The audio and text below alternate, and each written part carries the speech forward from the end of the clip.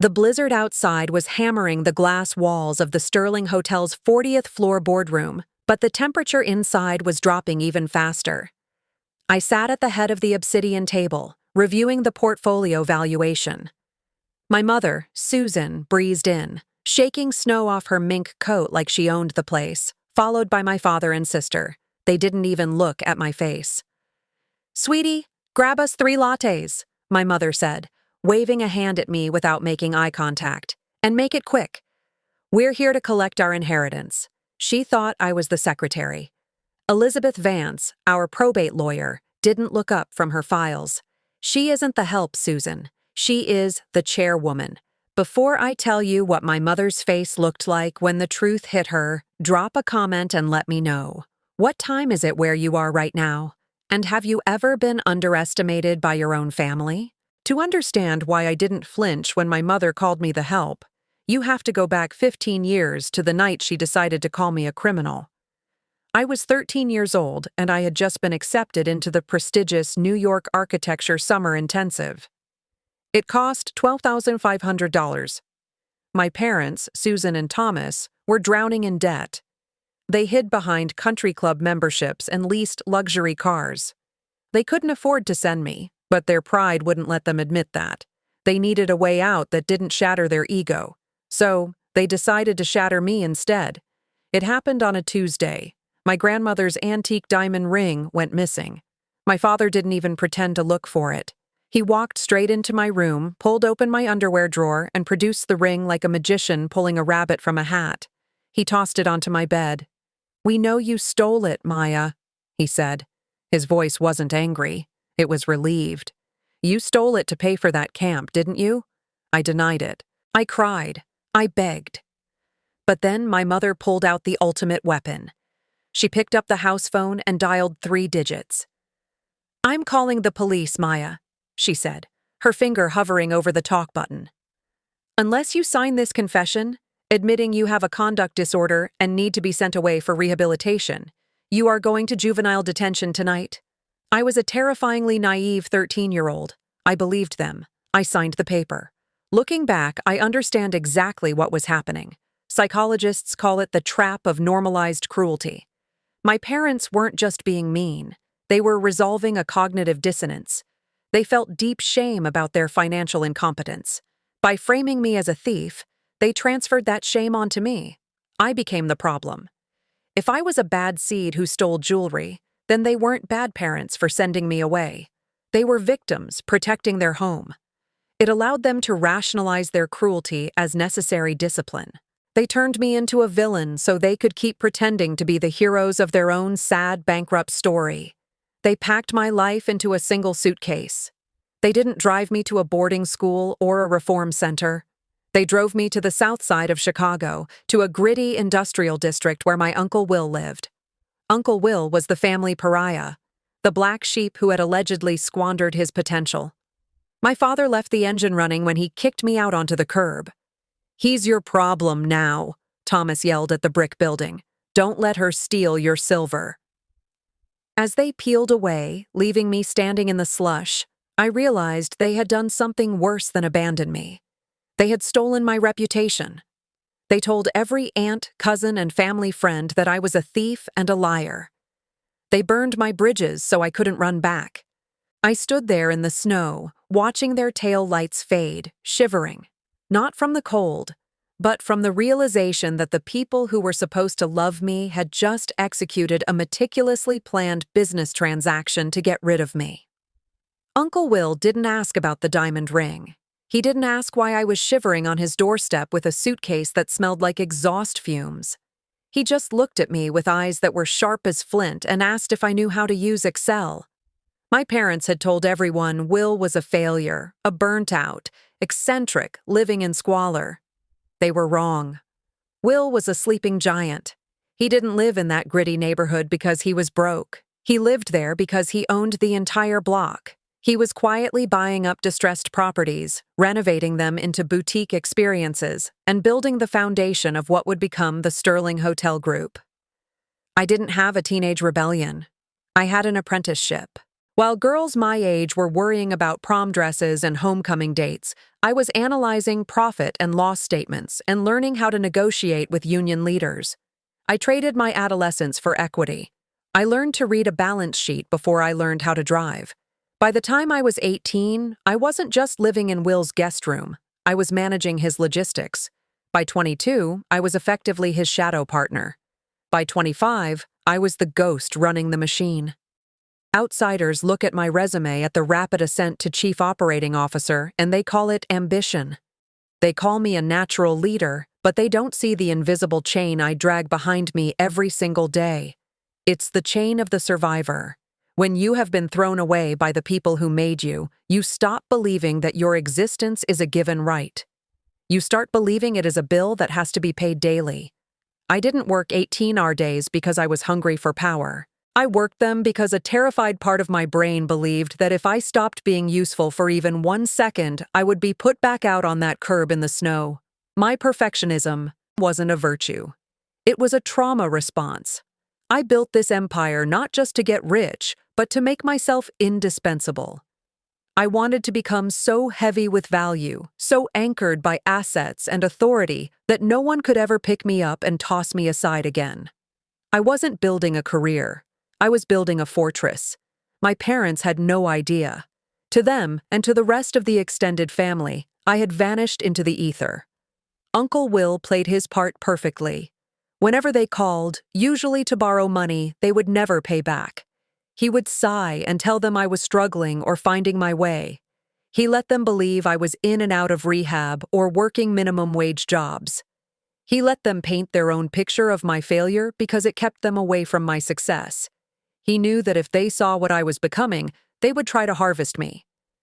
When Will died of pancreatic cancer last week, I didn't just lose an uncle. I lost the only person who saw me as an investment worth making. He left me everything.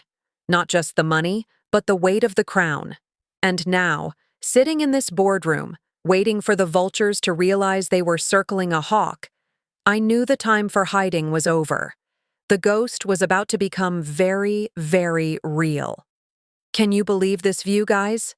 CEO, life, inheritance.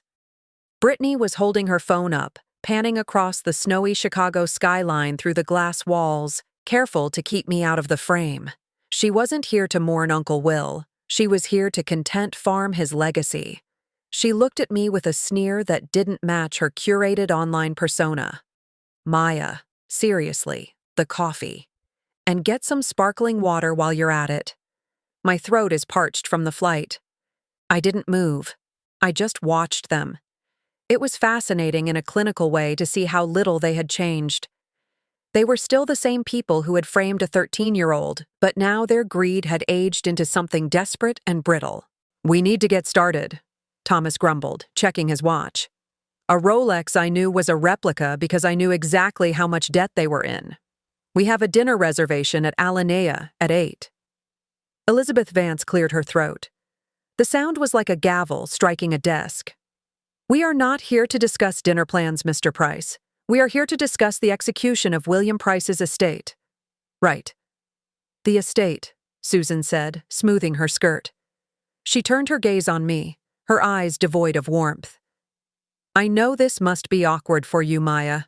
Working here as an assistant while your family owns the place, but don't worry. We'll take care of you. Maybe keep you on in housekeeping." "Actually," I said, my voice flat, "I'm not the assistant."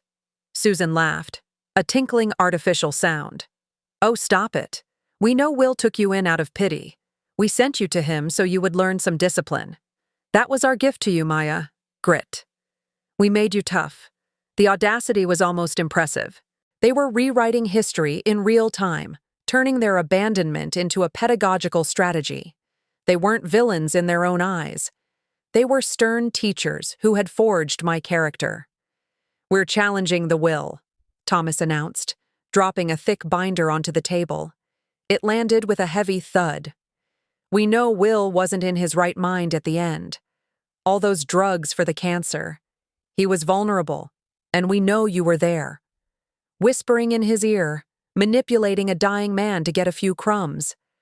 Brittany finally lowered her phone. "We want the hotels, Maya. All of them. The IP, the branding, the real estate. It's family money. It belongs to us. We're offering you a severance package. $5,000. Take it and go. They looked at me with expectant triumph. They thought they were negotiating with a scared little girl. They didn't realize they were trying to evict the architect from her own building. I didn't feel angry. I felt the cold, hard click of a trap snapping shut. "You're challenging the will based on mental incompetence?" I asked, my voice soft. "Exactly," Thomas said, puffing out his chest. "And you believe the estate is worth $58 million. "At least," Brittany chirped.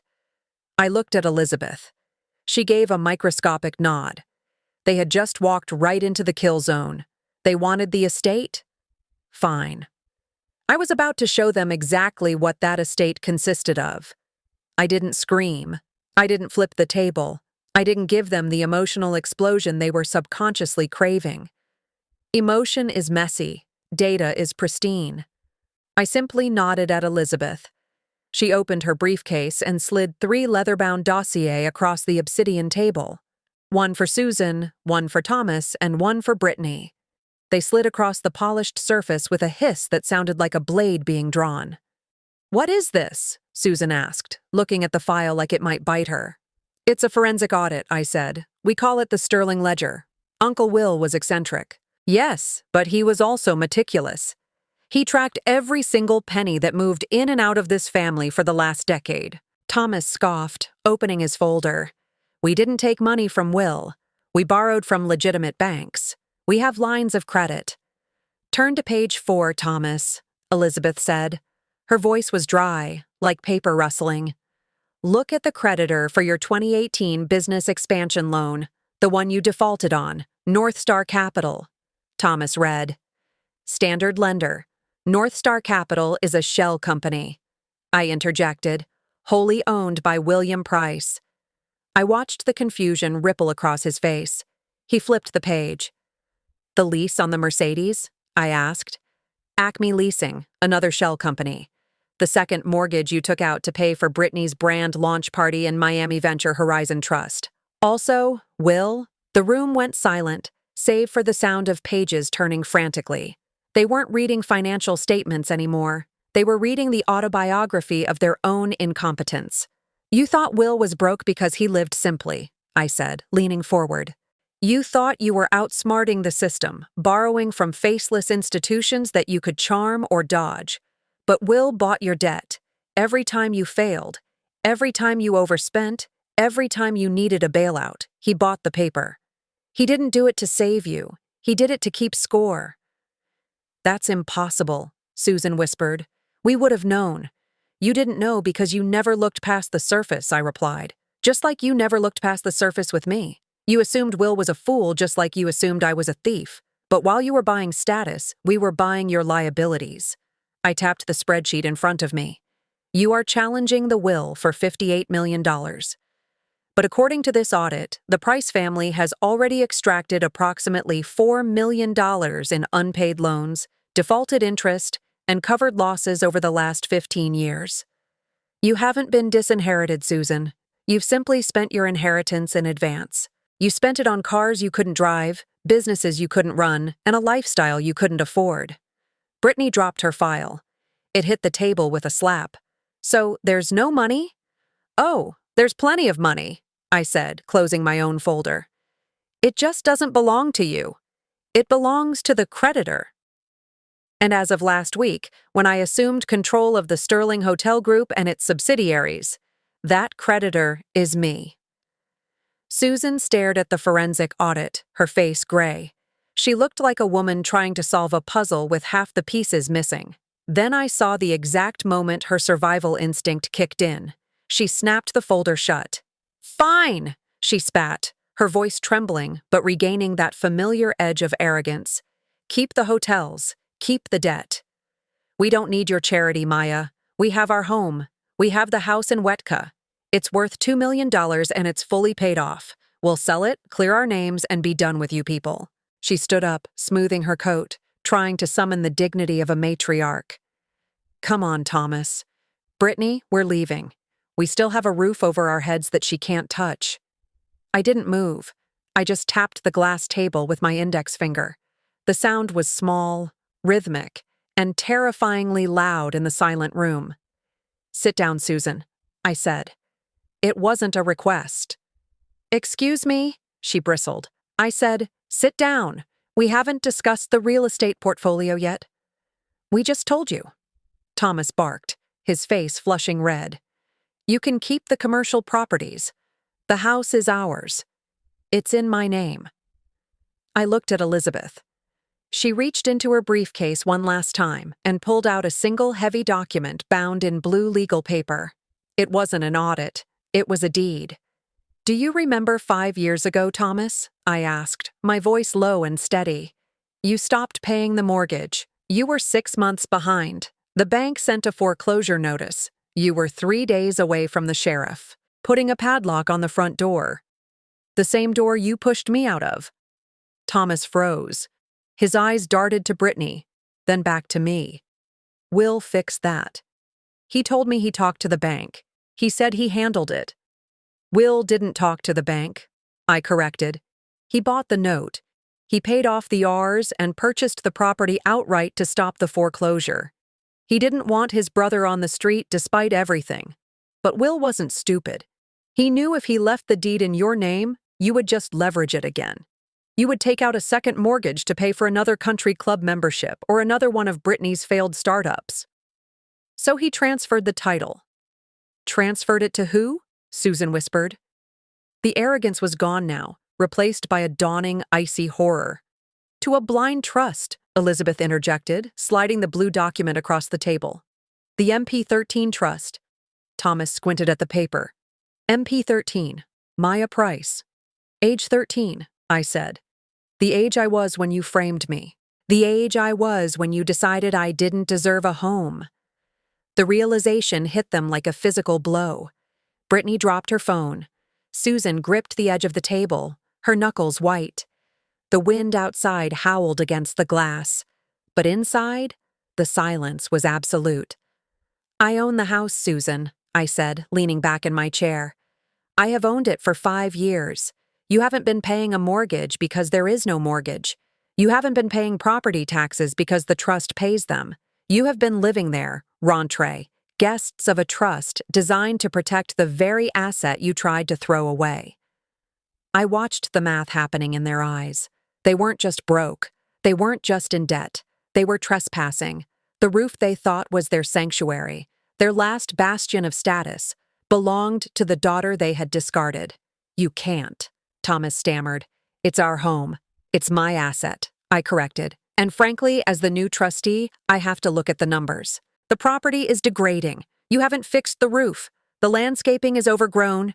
You are bad tenants. We're your parents." Susan shrieked, the desperation finally breaking through. "You can't evict your own parents." "Why not?" I asked, my voice genuinely curious. "You evicted a 13-year-old. You didn't just evict me. You framed me to make sure I had nowhere to go. You drove me to the south side of Chicago and left me in the snow. At least I'm letting you have this conversation in a heated boardroom." I stood up and walked to the window. Looking out at the blizzard, I felt immense ancient power coursing through me. It wasn't the power of money, it was the power of leverage. For 15 years, I had been the one waiting for permission to exist. Now I held the keys to their entire reality. "I am the landlord," I said to the reflection in the glass, "and your lease has just expired." The silence in the boardroom was broken by the sound of my mother weeping. It wasn't the elegant single tear crying she performed at funerals. It was the ugly, gasping sob of someone watching their entire identity disintegrate. Thomas slumped in his chair, looking less like a patriarch and more like a man realizing he was about to be homeless. "Please," Susan choked out. "Maya, please, we can't pay market rent in Wetka. We're retired. We have nothing." "You have $2 million in equity that you thought was yours," I said, sliding a pen across the table. "But you don't have cash flow.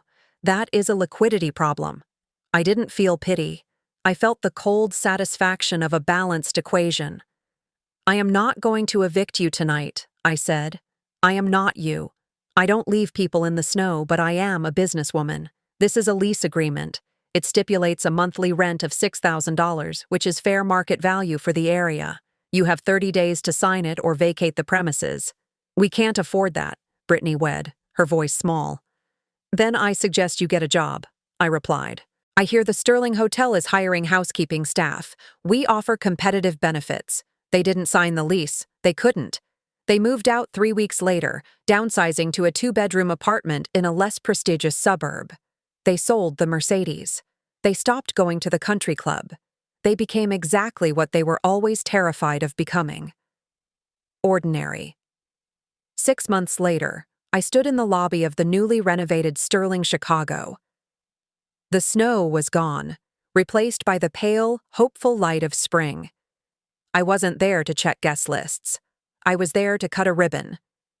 Behind me, etched into frosted glass, were the words, "The William Price Foundation." This is where the justice of the sewer comes in. Most people think justice is about watching your enemies burn. But burning them down takes energy. It keeps you tethered to them, feeding the fire.